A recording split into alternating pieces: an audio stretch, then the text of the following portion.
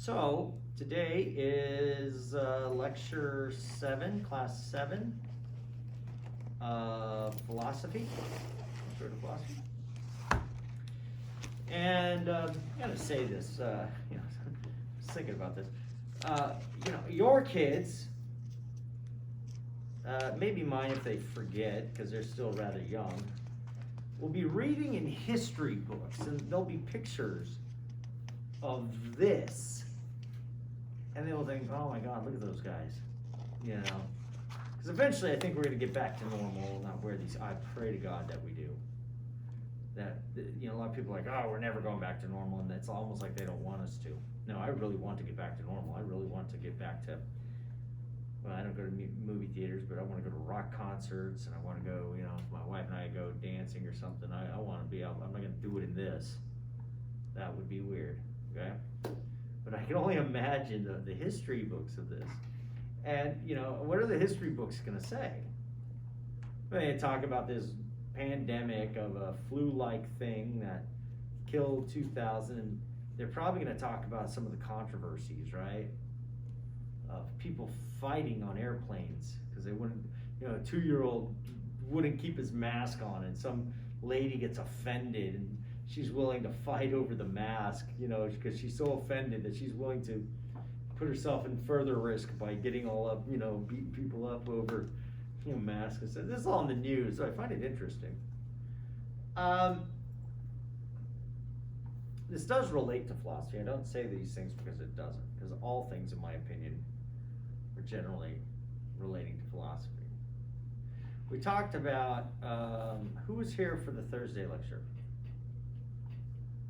You were, so was Muad. How many of you watched the Thursday lecture? Only one? Okay, you're supposed to watch it because you're not here. So if I were to pop a quiz on you today about the 3 theories of truth, how many of you, and by the way, that is all testable material, right? The answer is yes. Okay? If I were to pop that quiz on you, you wouldn't be able to answer it, would you? And who watched the video again? YouTube. How was it? Mm-hmm. Interesting? Yeah. Did you learn anything? The truth things. 3 theories of truth. Was it offensive? No. No. Okay, good. You were there. Was it offensive? No, it's an interesting class. Okay, cool. I like this. So the rest of you need to watch it because it's a very interesting class. I even watched it. I thought, that's a pretty interesting class. So we talked about the 3 theories of truth, and one of them was a pragmatic theory of truth. And so a lot of what's going on in, they're saying trust the science, trust the science, trust the science. What on earth does that mean? Does science yield truth? Well, the word science means knowledge, and if knowledge is justified true belief, then I suppose it would. But are all scientific theories true theories? No. No. Who makes they're scientists. Science doesn't tell us a thing, and this may be offensive to some people. I don't think in this class. I think you guys are really fairly smart people. Some people would be like, oh my God, how dare you question science? I don't question science. Science is not a person. Okay?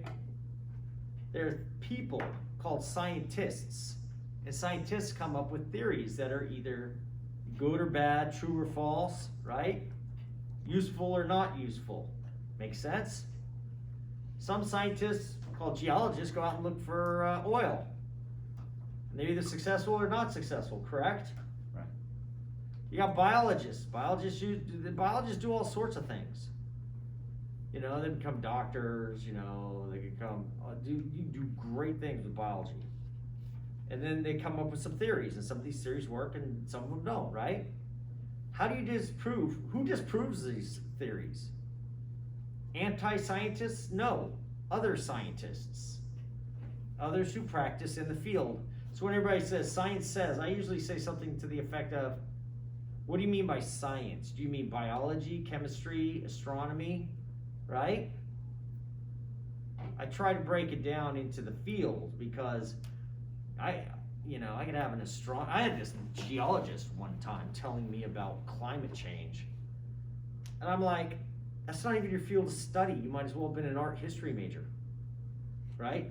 How much climate change is this geologist, who, by the way, their field is oil and gas. We're not talking, they're down there, the frozen tundra in Antarctica, right? Looking at, watching polar bears and noticing that the geological evidence is suggesting that it's getting warmer. That's not what this person was doing, okay? This person's whole focus is finding oil and gas, okay? So this person's like, I'm a scientist. Well, you may be a geologist, but you are not a climatologist. You're not an expert in that field, okay? So keep in mind, when we use the word science, it can be thrown around pretty recklessly, okay? Now, we're wearing these masks because some scientists say, what? That it helps keep from spreading the disease. Right. Do all scientists say this? No. Well, quite a few say quite the opposite, that it does not. It doesn't do a darn thing. That countries such as, I think it's Sweden. They're not wearing a mask. They didn't shut down their restaurants. They did very little. In fact, they said, yeah, just try to stay away from each other, wash our hands. Didn't enforce anything. Their death rate, no different than anybody else's. And they suggest that the curve is going like that. They've got I think they've had, they're averaging 1 death a day from it, okay? Have you heard the same? No, has anybody heard the same? Nobody, okay. Well, we're asking the question, is it true? And from a pragmatic sense of the truth, who remembers what the pragmatic theory of truth is? If it works, it's true. If it works, it's true.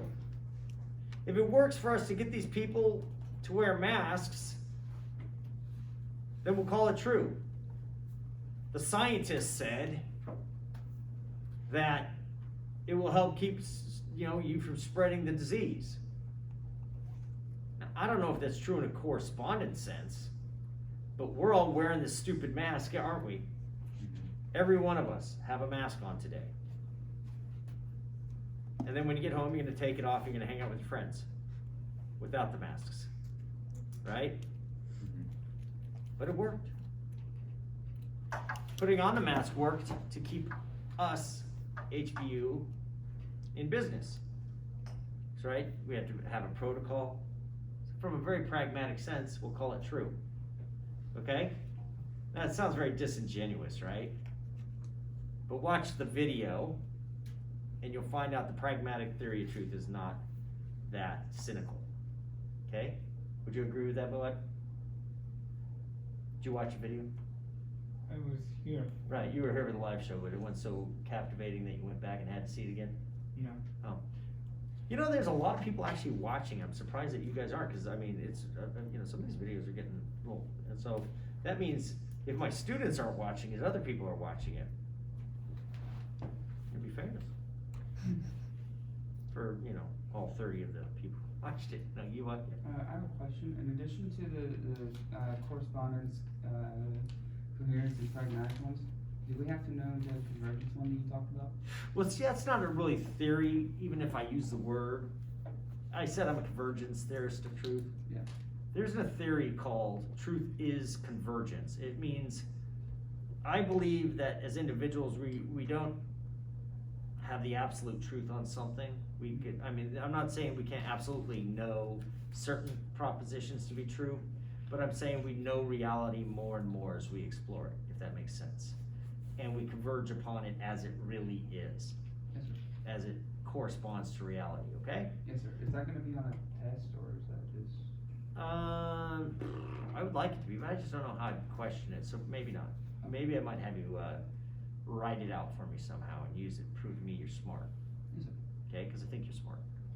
You just need to prove it now. Okay. A good question. Watch the video, get to know the convergence theory of truth, okay? Get to know, or the idea of convergence. I take that from J.P. Moreland. He was my old professor.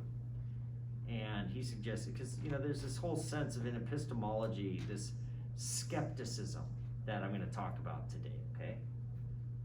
That we can't know things, okay? And it's so hard to know. And so if you can't know anything, why do we push ourselves so hard to make other people, do as we believe they ought to do because we know better than they do, right? And so, there's people skeptical about knowledge. There's a book called The Fear of Knowledge that I used to assign my class. I teach a class on epistemology, okay? And that was one of the books I would assign. It's called The Fear of Knowledge.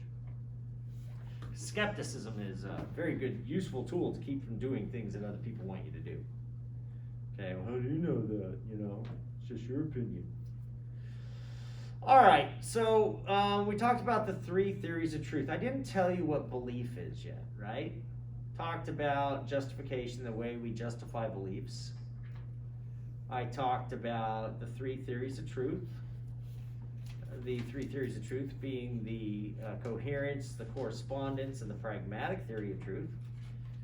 Please watch the video because those are all test questions, major test questions. So if I lecture on it, I guarantee it is on the test. Do not skip the lectures. By skipping watching the videos, you're skipping the lectures and you're missing material. Okay? I'd like you to watch each video before you get back to the next lecture. Because I can't discuss it with you if you haven't seen it. Right. Okay? So you're behind a lecture. That'd be horrible if we were in math. You guys would be in trouble.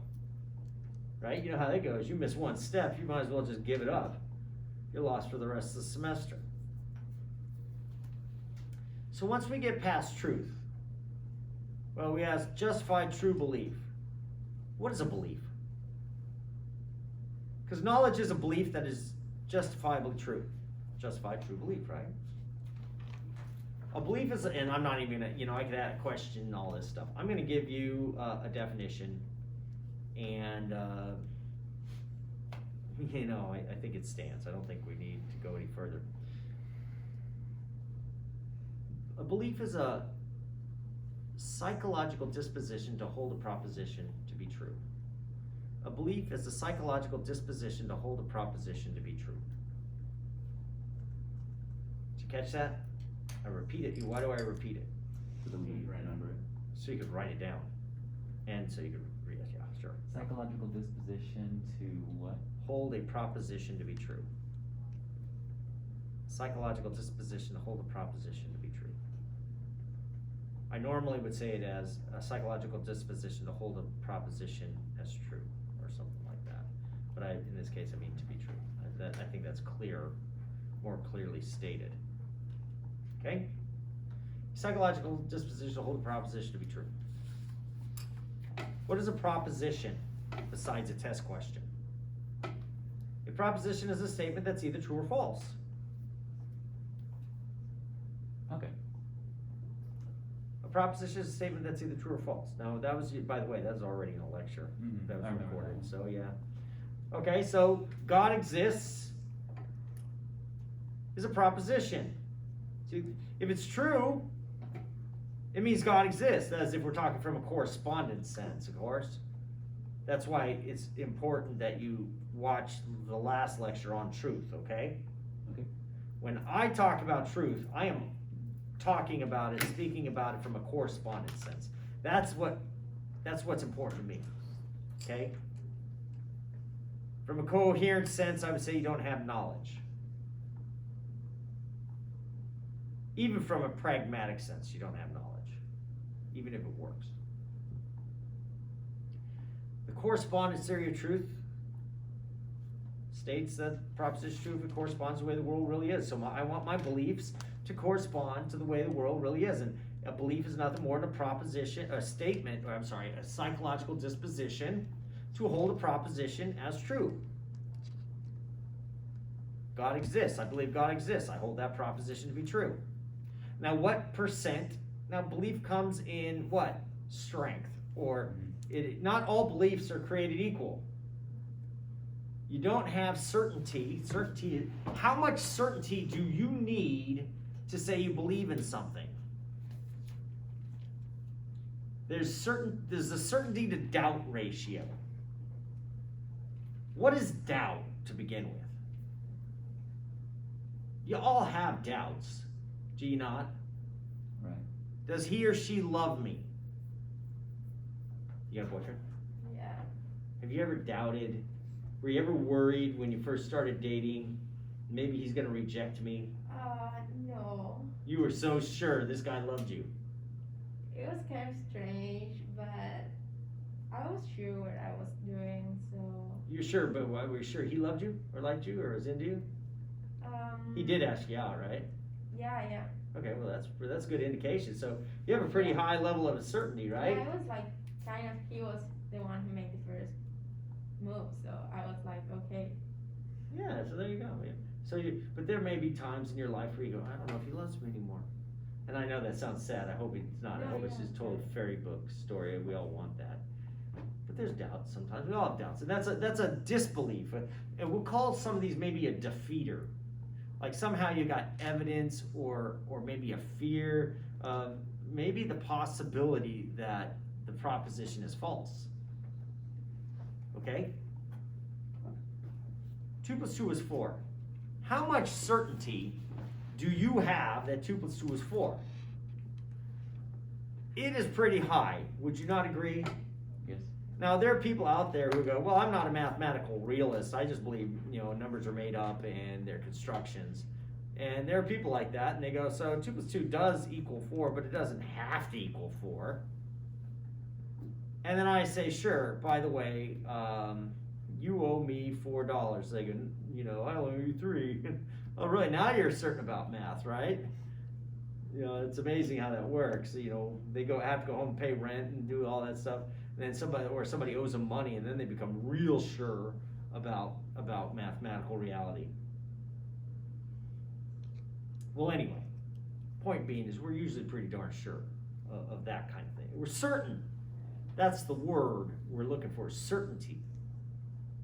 But what is the amount you have to be able to say I believe versus I disbelieve a proposition to be true? Are you asking us? Or are you... I mean, it was rhetorical, but yeah, I kind of am. Well, give me a percentage. I've already said it in this class if I'm correct. What did I say? You said about 50%. Yeah, 51% we'll call it. I mean, whatever that is. And I mean, how many of us sit down and go, okay, I'm going to mathematically calculate this one? But we can put a general more than not. Okay? That doesn't make us absolutely certain on any given proposition. Your certainty may still be pretty low, but you can say you believe it loosely. I know sometimes our faith comes and goes, right? Sometimes we're more certain and less certain. There are challenges to our faith. We don't give up just because somebody chips away at it. We have a defeater in the face of many justifications for the belief in God or that He loves us. There's certain doctrines we have that we say, yeah, I believe this doctrine, but it doesn't necessarily need to be true for me. Like Calvinists. Some Calvinists are like, yeah, I'm totally into predestination. And then you throw a few things at them, and they're like, okay, maybe I'm not that big into that. Because the defeat of one doctrine in the Christian church, a dogma within a particular theological, system, doesn't destroy Christianity. It just shows that systematic theology, Calvinism versus say Arminianism, is false. Okay, doesn't mean Jesus didn't die for your sins. Okay, we're always going to relate it to that. Why am I going to? Because that's the most important thing we're here for. God doesn't love us. If God doesn't exist, He doesn't love us. Right? So I'm very interested in that proposition being true. Right. God doesn't exist. I have no rights. It's just mob rule. It's just who's the strong survive. Make sense? We do have rights, therefore God exists. Very interested in that. So belief tends to be the psychological disposition to hold a proposition to be true. And the level of certainty is higher or lower. Some things we're more certain about. If A is taller than B and B is taller than C, then A is taller than C. That's not hard to be certain about. Those are definitional tautologies. It's true by definition. You can't, say it's untrue. I exist. I'm pretty certain about that. I may be less certain that you exist. Does that make sense? Yes. Descartes, I think, therefore I am. Cogito ergo sum. I think, therefore I am. Thinking requires existence. If there is a thought, there must be a thinker. There's a thought, therefore there's a thinker. Okay? I am the one who's aware of the thought, therefore I must be the one who exists. I can doubt that my own hands and body exist. If any of you have seen that, we talked about it on, in earlier classes, if you were in those, about the Matrix, right? We talked about, if I remember, the movie Vanilla Sky. The idea that you are just a mind and maybe some evil demon is causing you to see other things, these visuals around you, is possible. Mm-hmm. Is it probable? No. What evidence do I actually have to go with that? That there's an evil demon doing this to you, to me, and that you guys are all figments, right?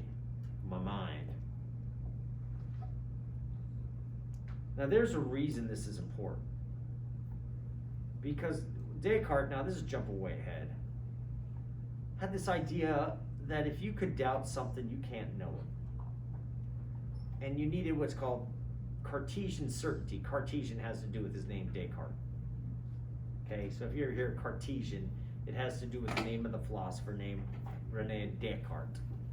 Okay, his name's spelled R-E-N-E, that's Rene. Descartes, which is D-E-S-C-A-R-T-E-S, like Descartes. Okay? We'll talk about him later. I mean, he's a modern philosopher. We're still in ancient philosophy. We're still dealing with Plato. We're still dealing with justified true belief. But if we're talking about belief, we got to talk about certainty and what level of certainty does one need to believe something. And I say 51% is enough to say, I believe something. It's kind of a weak belief, feeble, it's fine. The level of certainty doesn't rise to absolute, but that's okay. Not all beliefs have that. But it does not believe you do not believe it. Make sense? Mm-hmm. Any doubt does not mean the rejection of a proposition. We would not believe anything if that was the standard. We couldn't even believe the standard if that was the standard. Right? Because I could doubt that that's the standard. Absolute certainty, I could doubt that. And if it requires absolute certainty and I'm not certain of that proposition, then I guess that must not be true either. Or I don't believe it either. You have to go back in the video and watch all this. Okay? Let it unfold itself. Alright, so we got justified true belief, and we talked a little bit about levels of belief. Okay, that's all fun. Let's talk about the objects of our belief just for a second here. And I want to talk about realism, what we're going to call realism. Okay? There's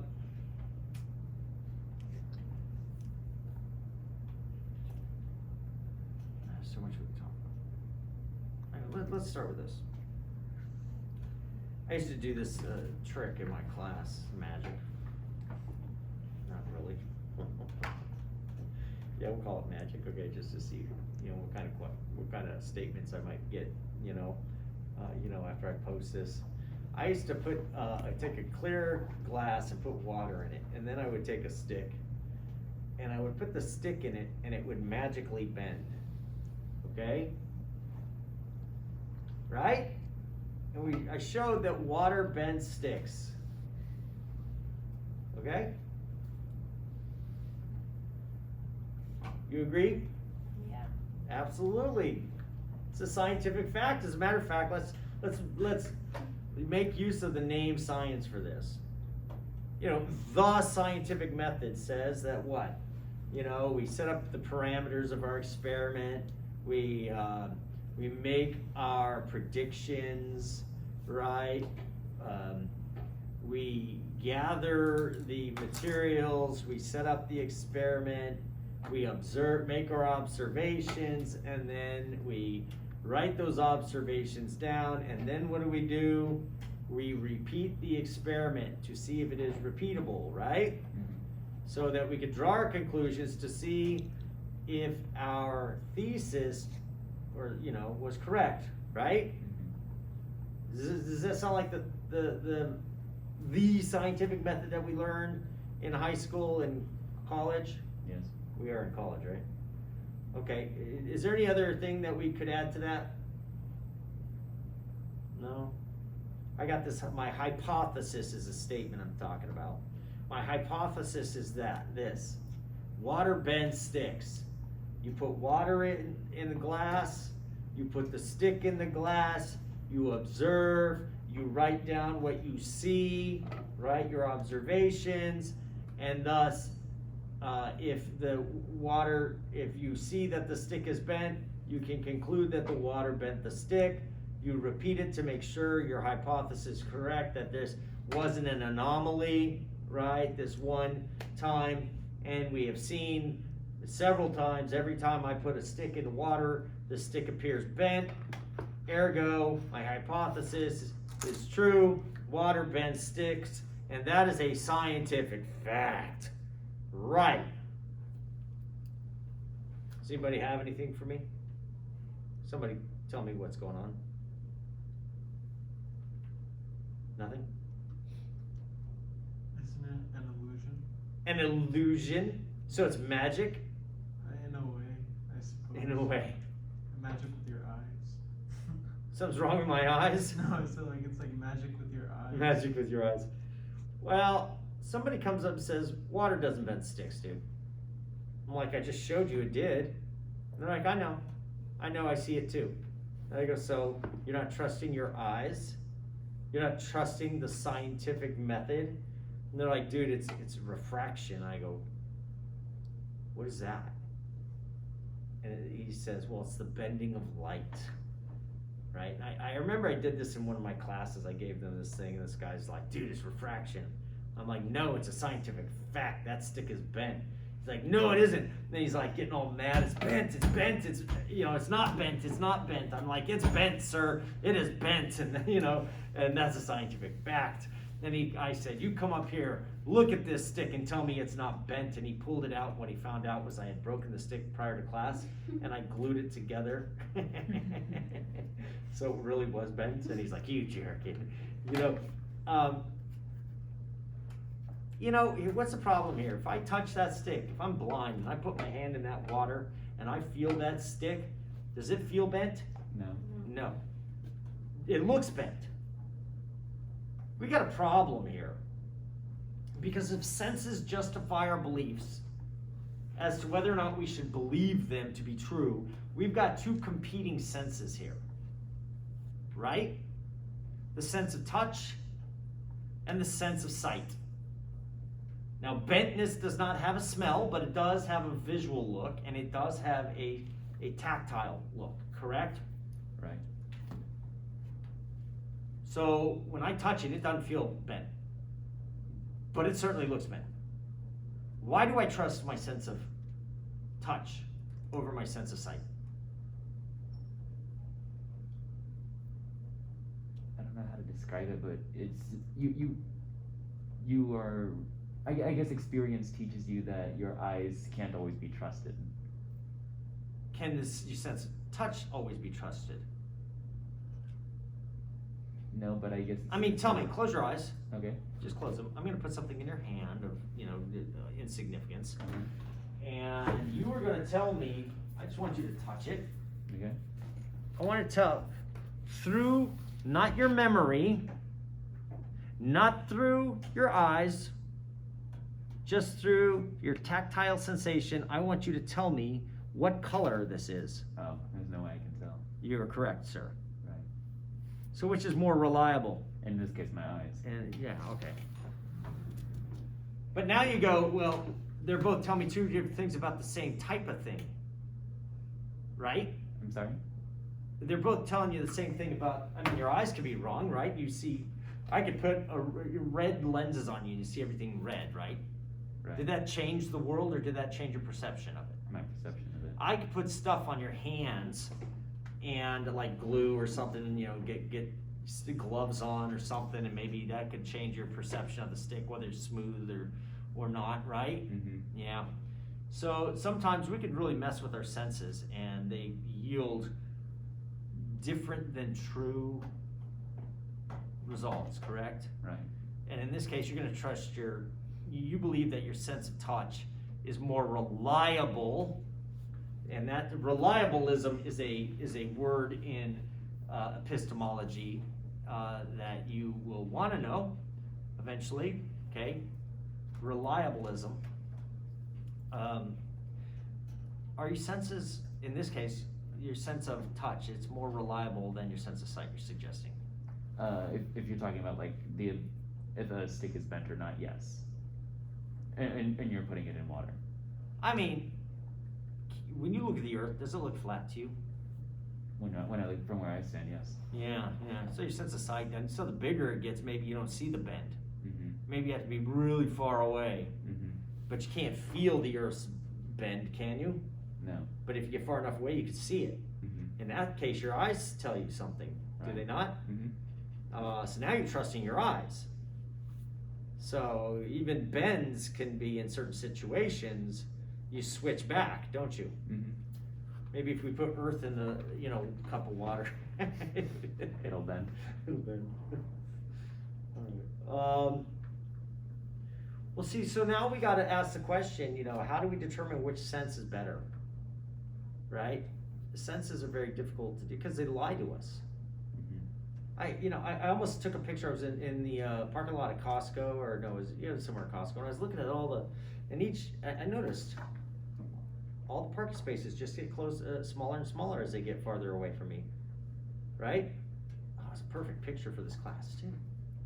Are they really smaller? No. No. Is the stick really bent? No. Where is the bend if you see it? Does the bend really exist? No. There's no, then why are you seeing it? Are Because- you hallucinating? No. Because the light is bending. You're seeing the light. Yeah. So you see light, you don't see the pencil. I call it pencil because I usually used a pencil. Mm-hmm. You're seeing What do you see? Do you see the light, or do you see the actual object? you're seeing the object, but you rely on the light to see, and the light itself is bent. So you're not seeing, so where's the bend? Is the object bent? No. But the light's bent. Yeah. So you're seeing the light, not the object. Okay. Is that what you're telling me? Yeah. Where's the bend? So you're not really seeing Earth or the world. You're seeing something. Where's the image that we get? Where's this light at? Do you see light or do you see things? Am I looking at you or am I looking at light? Looking at me, but the light is reflecting off of me. Those are light bulbs. They create light. The light's reflecting off you. So I'm seeing light. Let's go with another one. Let's take an apple, which is green. Is the greenness in the apple, is the apple green? What if you're colorblind? And you see green things redly and red things greenly. They taste different. Like the Taste, I'm not asking about taste, I'm saying how you see it. Well, I didn't ask, I'm just saying Like, you don't say the it, color, I'm you not can talking about the type of apple, I'm talking about the color. Okay. Just the color. Let's spray paint an apple. Let's just forget the taste of it, okay? In fact, it's one of those cheap wooden apples. You know, they're not cheap. Actually it's called a fancy, bowl of fruit that you buy. You know, I remember my uncle in an antique store, and I saw this bowl of fruit, and I'm like, I'm hungry, and I grabbed an apple and I bit into a piece of wood. Oh. I was like 10 years old or something like that, but let's say, okay, so it's green, okay, Picture good. this piece of wood. It doesn't matter whether it's actually an apple or not. And let's say you're colorblind. Is anybody in here colorblind?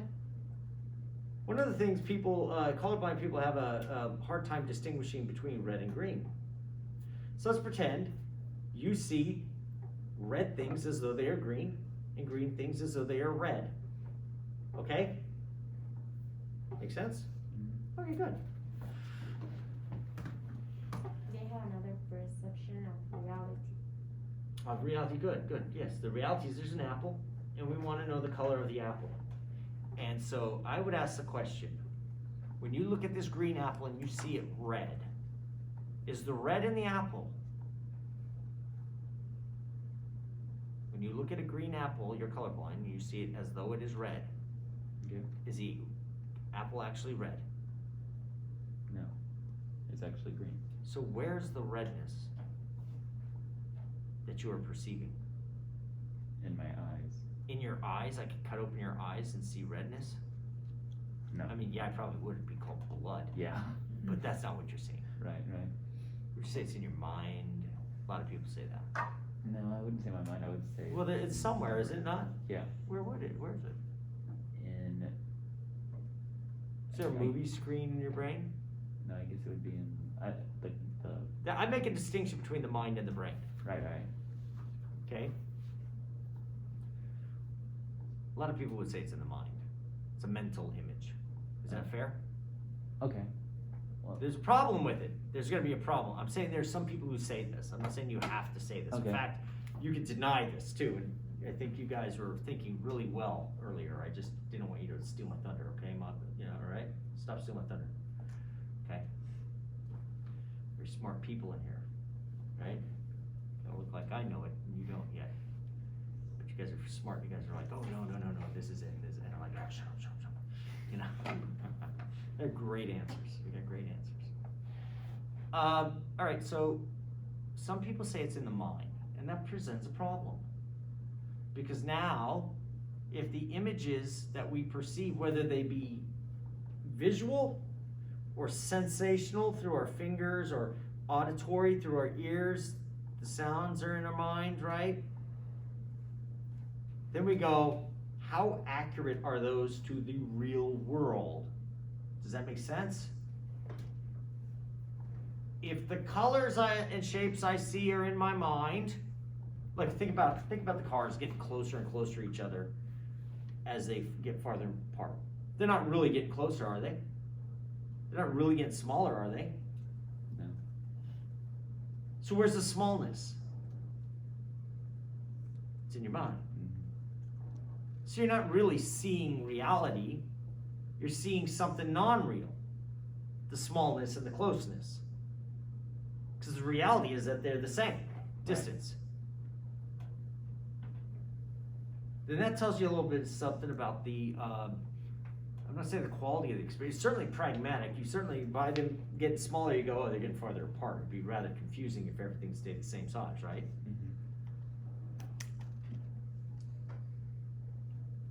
But the accuracy comes into question of our perceptions. How accurately do we perceive reality? And if everything's in our mind, then we go, well, that's just your perception. And if you go to communication classes all along the college spectrum, they always talk about I language. To me, this is how I perceive things. And by the way, that can be very good for great perception because you want to make sure you're correct. When I look at you and you're looking at me rolling your eyes, I think you're bored in my class. You're not. He's not doing that. But he says, oh yeah, well, that may be your perception, but you're wrong because my contact lenses are falling out of my eyes and I'm trying to get them in. And I go, oh, I misperceived that. interesting, very cool. So you're highly interested, right? He says, and I go, okay, cool. But you have contact lenses in? I do not know. No. I put some in yesterday. I just got them. It took me less than an hour for them to pop out and me to lose them. I'm an idiot.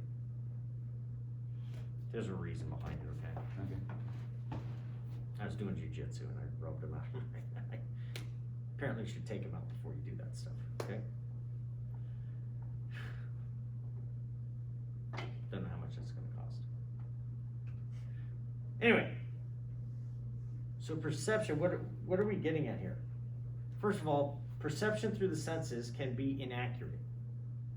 And it can be accurate. I'm not saying it is inaccurate all the time, but you can be wrong through your senses. Looking up the answer, aren't you?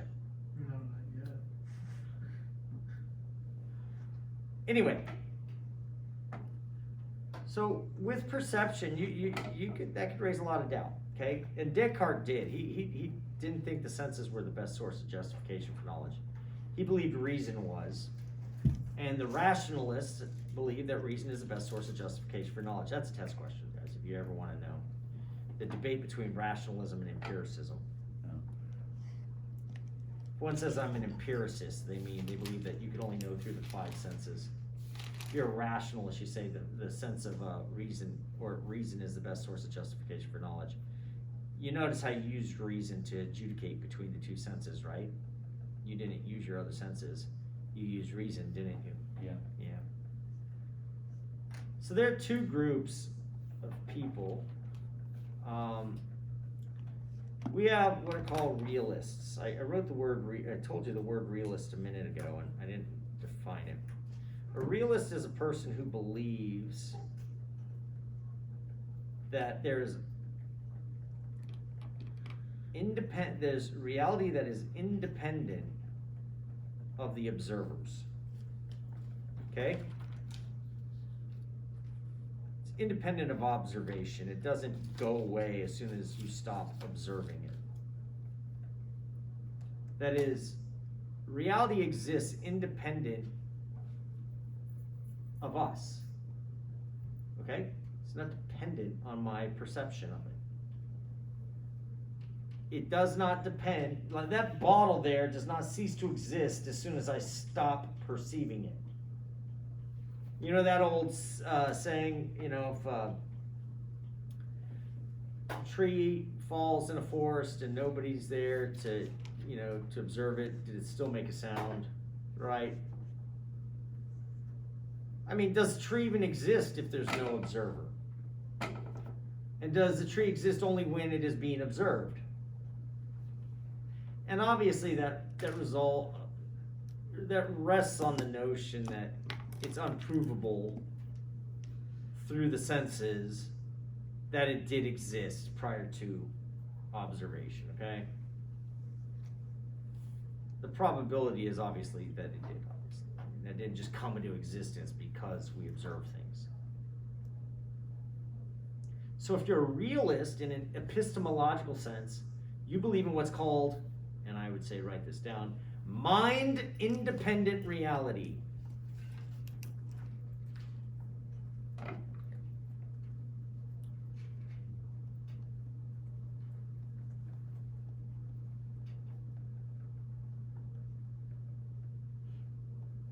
Believe in mind-independent reality. Reality is reality. It doesn't exist just because you perceive it. That's if you're a realist. Now there are two types of realists. There's what's called the direct realist.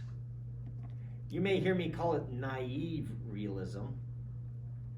Do you know how to spell naive? Naive. N-A-I-V-E with a little accent above the I. Naive realism. Naive just means simple, or it doesn't mean, if somebody's called naive, it's usually an insult, right? Mm-hmm. But that's not necessarily an insult if you refer to something else as naive. It just means, unexamined or whatever. Just on the face of, naive realism just means it just seems to be the case, okay?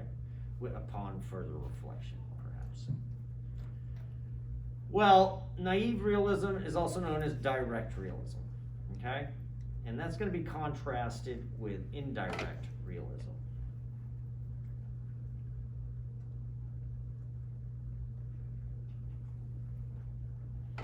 So in epistemology, we want to know if mind-independent reality does exist. If you're a realist, you believe that it does. Okay, that's important. If you're a phenomenalist, you would say no. Reality depends on the mind. Doesn't exist. There are two types of phenomenalists, okay? And I'll talk about those in a minute. Let's talk about direct realism and indirect realism. But realism believes that mind-independent reality exists. Phenomenalism questions that, okay? Phenomenalism questions it. What was the first one? Whether or not mind-independent reality exists. No, They would suggest that phenom- reality's existence is dependent upon the mind. My question was the name of the people group you mentioned, phenomenalists, and who else was it? Realists. Realists, yeah. Okay, cool. And there are two types of realists. I usually do what's called a Porphyrian tree. So I take realism, and then I break it into two, with the Okay. two arrows, and I put direct realism here and indirect realism here, okay? Okay. And then over here I put phenomenalism. I put the two types of phenomenalism, put an arrow down, and I'd go linguistic phenomenalists, and the other one I'd go philosophical phenomenalists, okay? Okay. But we'll talk about that in a minute, okay? The direct realist believes that when I look at an object, and let's take that apple again, they'd say that the greenness is in the apple, okay? That the apple is green, that it holds the property called greenness of the color, okay? We'll talk about properties and relations also here pretty soon. I perceive, either correctly or incorrectly, that greenness. And there are theories as to why it's bent, you know. The adverbial theory is how I perceive it. I perceive it bently. The adverbial theory means you add an ly to something. An adverb is, you ran quickly, all right? It's modifying the verb, right? Well, in this case is modifying how I'm perceiving things. Bently, redly, right? Wrongly for sure, right? It's called the adverbial theory. I'm not going to really touch on the adverbial theory, but it's good for you to know if somebody ever tries to question you on this. But believe it or not, some smart guy, relatively intellectual, coffee shop, armchair philosopher, took a couple classes at U of H, and they're Mr. Skeptic, and they're going to be all like, oh yeah, well, they're going to try, read a little Descartes, now they want to cause doubt in your mind, turn you into a epistemological skeptic, right? You'll have some kind of answers. All right, so the direct realist believes that you actually have awareness of the object directly. You have awareness of the object directly. It just seems obvious. In a naive way, I say you're wearing a mask that's blue, right? You're wearing a mask that's black, okay? Now I could be wrong or right. Maybe I put on some glasses or something, but the blackness is in the mask. It's not in my mind. Does that make sense? The blueness is in your mask, not my mind. Okay? Indirect realism believes, just like direct realism, that mind-independent reality does exist. They do not deny that mind-independent reality, they don't deny apples exist, okay? They don't deny masks exist. They don't deny the external world exists. But what they suggest is that external reality causes the mental image in my mind that I see, smell, hear, taste, touch. All the sensations are caused by an external object. I do not have direct awareness of the external object. I have indirect awareness of the object through the mental images or sensations of sound, touch, taste, smell, or sight that are caused by that external object and my relation to it. That's all heavy stuff, isn't it? What is And- this external object? You're an external object. Oh, okay. The table's an external object. Earth is an external object. Saturn, your laptop, anything that exists is an object that I can sense and which will cause a mental image in my mind. Okay, it doesn't deny brains, it doesn't deny bodies, it just suggests that that which we perceive is mental, that it is not direct. Okay? Anybody do any of the virtual reality stuff, put on the goggles and stuff? You have. It's not real, right? They're just causing visions. Okay? And it's much like that. Now there is an external world, okay, that does cause them, according to indirect realism. But they would suggest that the colors, the sights, the sounds, the shapes, all that you perceive, all of your perceptions are in the mind, which are caused by the external object. It's not a fun thought in my mind, because I like the thought of seeing you, not an image of you. Right, right. Not a mental image of you. You'll catch me using that a lot. Mental image. Okay, that term. Mental, and it's not to say you don't have mental images. You imagine things, do you not, with your mind? Mm-hmm. Do you not conjure up a mental image? I think we do. Yeah. I met a guy, I didn't meet him, he's actually a friend of mine. He's actually one of my former professors. He says, no, you don't. I said, no, yes, I do. He says, no, you don't. I said, yes, I do. And we kind of went back and forth, and I finally said, whatever. I'm not gonna argue with him. I think I can perceive redness in my own mind, okay? Can you? Right. Like the essence of red, yeah. I like you said the essence. It'd be the property. Okay. Essences are essential properties, okay? Okay. Redness would be one of the essential properties being red, because it is red, right? Okay. And then there's the essence of color. You can't have color without, you can't have redness without color, Okay. right? 'Cause you can take the color away from redness, you wouldn't have it, right? White or gray or something. Wouldn't be anything. It wouldn't be color. I mean, unless you say those are shades, I get that. Okay. That's where you're going with that, aren't you? Yeah. Yeah. Okay, so we have indirect realism and direct realism. Do you guys, anybody see the importance of this? Why would I mention this? Remember, if you watch the video or the last Thursday's class, I was talking about in the assignments, the who, what, where, why, when questions, and I talked about and which is up on the board. If I didn't already tell you, it's up for you guys to turn in, right? Okay. One of the most important questions is the why question, and it's why is this important? Why is direct realism versus indirect realism important? Goes back to to what we're studying. We're studying epistemology, and epistemology has to do with the theory of knowledge, what knowledge is, right?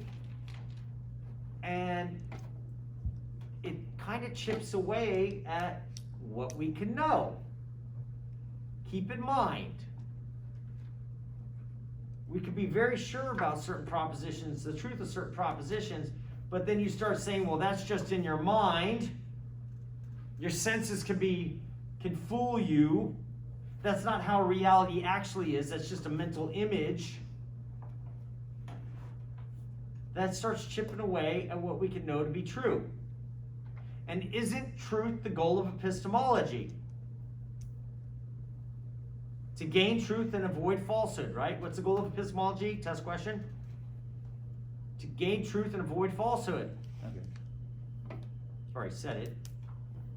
Bears repeating, right? To gain truth and avoid falsehood. And anything that chips away at our ability to gain truth and avoid falsehood is problematic, right? What?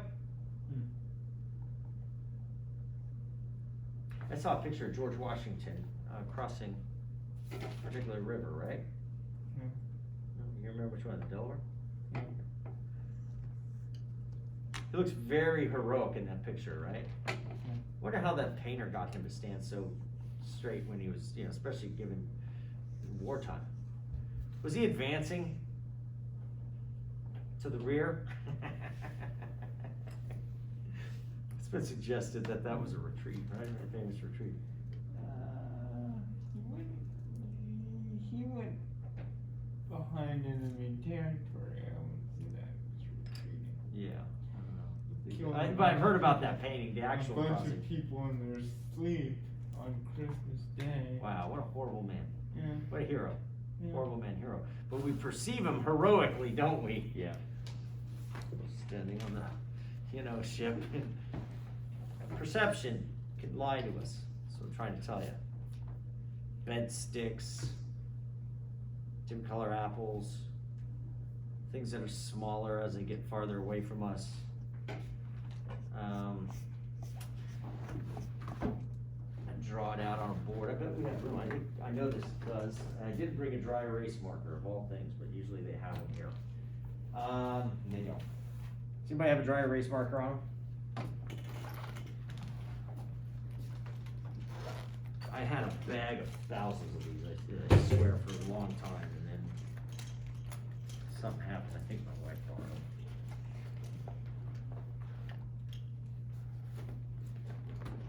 Look at you. I thought I had one. Don't worry about it if you don't. In every epistemology book, and even psychology books, they have all sorts of pictures that fool the mind. They're called gestalts. What's a gestalt? You've seen them all. You look at a picture and it looks like a pretty woman, but you look at it a different way and it looks like an old hag. Right? You know that one, right? Yes, you do. I've never heard of that. Take your phone, I looked it type in GES Stalt, Gestalt, T-A-L-T, and then hit images. And I can guarantee that will be one of the first ones that pops up. How do you spell it again? G-E-S-T-A-L-T. Another one would be like a straight line with two arrows doing this, like a line, and then you have arrows doing that. And then you have it next to one with the same length of straight line, but the arrows going the other way.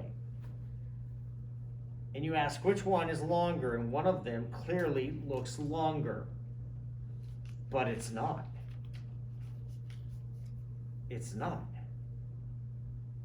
You perceive them as though they're the same length. Go show it to them. Yeah, I don't see the old lady though. Yeah, you guys perceive it differently. This is the mouth diamond. She got like a little. Oh, okay, I see her now. Oh, I see it. Now, by the way, that's actually a really good one that is done with a lot of shading and a lot of really cool color. The one they usually give is just like some cartoon sketch, old school. Another gestalt, famous gestalt, is the duck rabbit. Type that in. That's a much simpler one, Oh, okay, yeah. where you can perceive it as a duck or as a rabbit. And when I look at the parking lot, I perceive the parking lot as though it is getting smaller as it gets farther away. Do I perceive, here's the distinction. Do I perceiving as versus perceiving that? Do I perceive that the parking lot is getting smaller? With gestalts, they're tricks because it's neither a duck nor a rabbit. It is neither an old lady nor a young lady. Okay? Even though you can perceive them as an old lady or as a young lady, right? Mm-hmm. It's really just ink on paper. So there's no perceiving that in those cases. But in reality, there are parking lots and there are cars. I may perceive them as getting smaller, but I do not perceive that they're getting smaller. And that's what's the distinction? One has to do with perception and one has to do with reality. Perceiving that has to do with reality. You need to know the distinction between perceiving as versus perceiving that. This will help you immensely in life, guys and girls. ladies and gentlemen.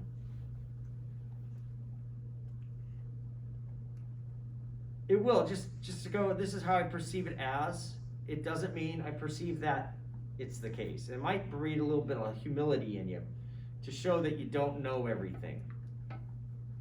Now, just because we could be wrong on so many things, it doesn't mean that we cannot be right on so many things, if that makes sense. Now, look what this discussion can do if we keep pushing it. It could cause us to have a lot of doubt about the things we believe to be true. Would you agree with that thus far?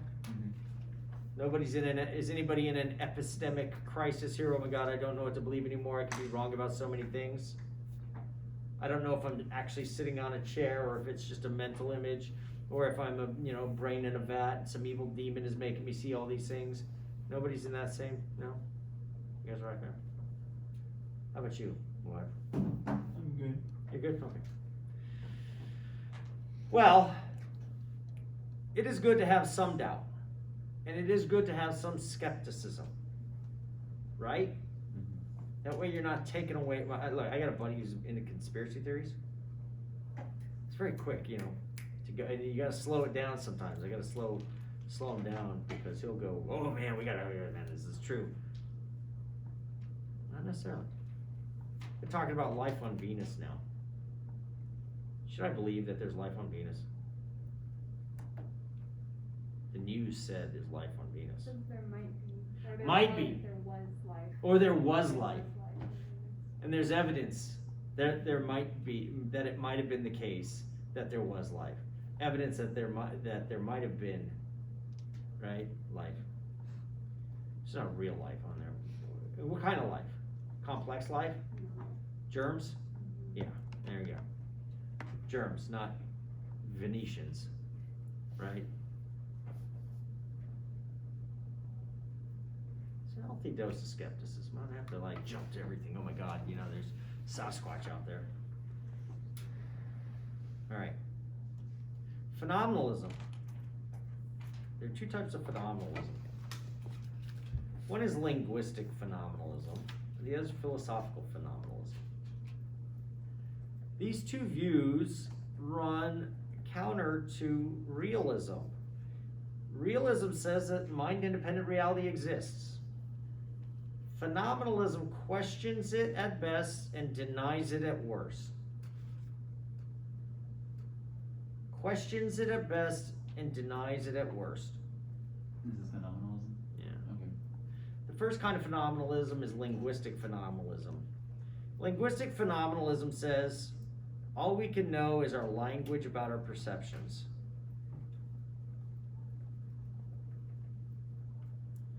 I'm not talking about you. I'm talking about my perception of you. I don't know if you exist, but I do know the perceptions of you, the shapes, the colors, the sounds, the smells, etc. exist. Right? So I can't know if there's a mind-independent reality you. Okay? I can know about the language I speak, about the perceptions of you though, and that's linguistic phenomenalism.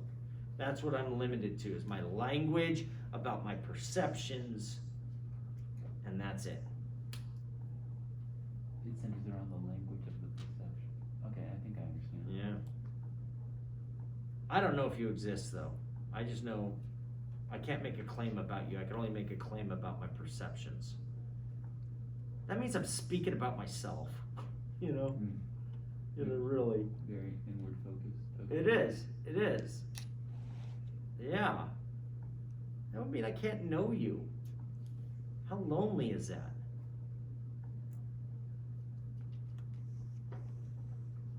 And I mean, some people, you could convince them that that's the case. They go, well, if everything's just a bunch of mental images, how do I know there's a real object behind the mental images causing them?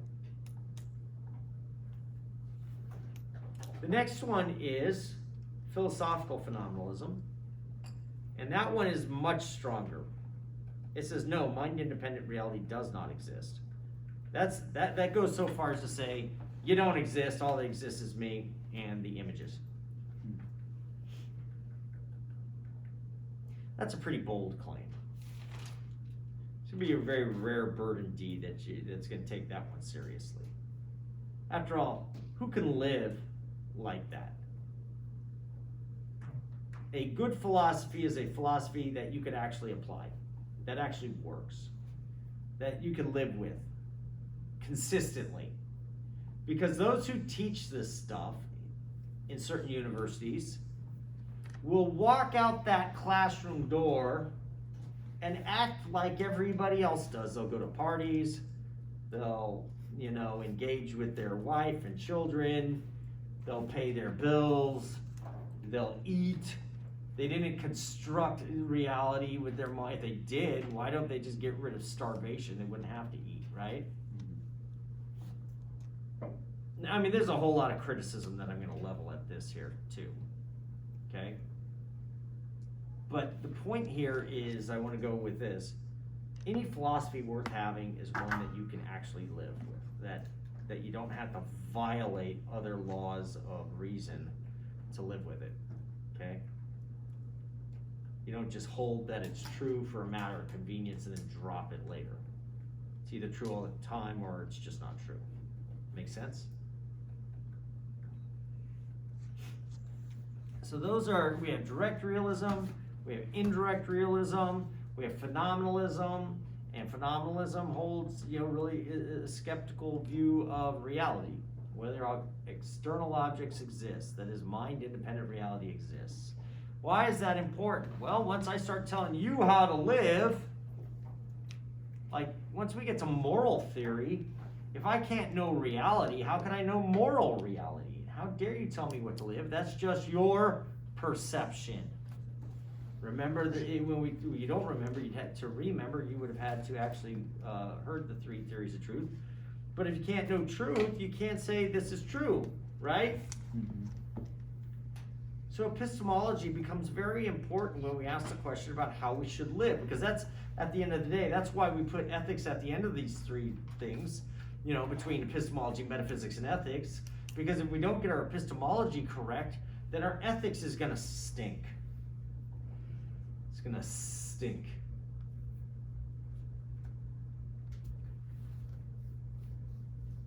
I know people who claim they can't know anything, and then they start telling me how to live my life, or they'll give me a moral statement. Don't tell me how to live my life. You don't know. I'm saying, what, you're telling me it's immoral to tell you how to live your life? Yeah. But how do you know that if you can't know anything? Right?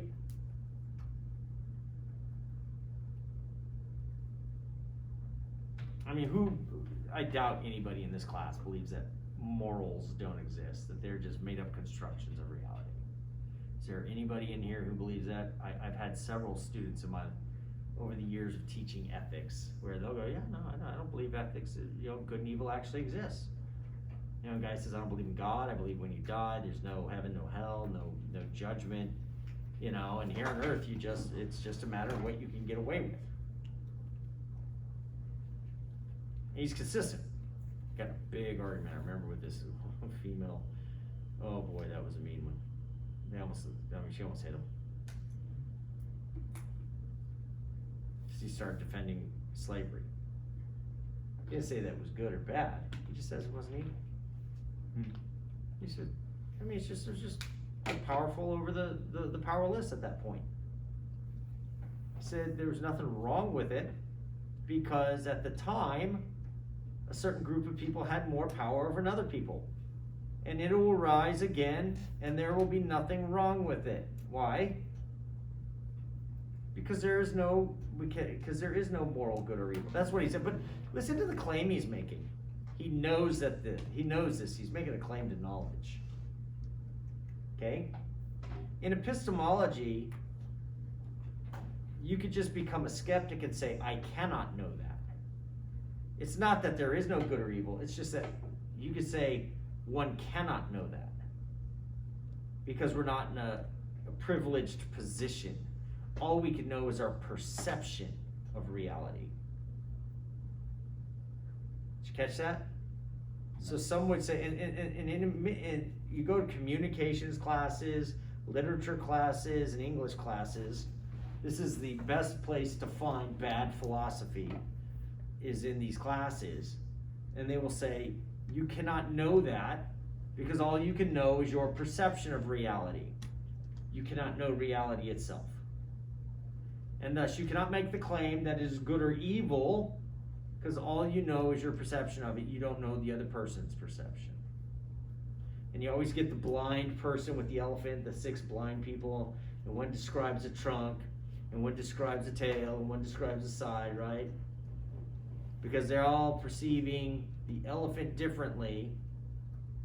Well, they would argue that that's why you cannot perceive something correctly enough to make a judgment on it.